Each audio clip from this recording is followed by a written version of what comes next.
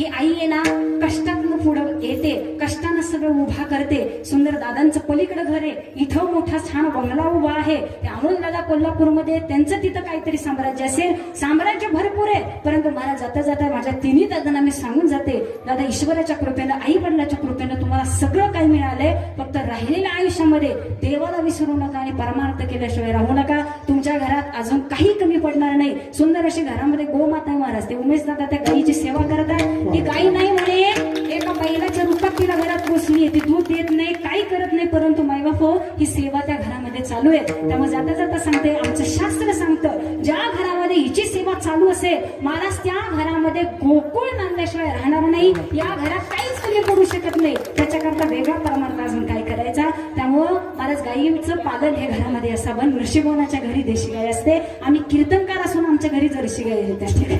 खरंय ते तुम्हाला सांगितलं पाहिजे.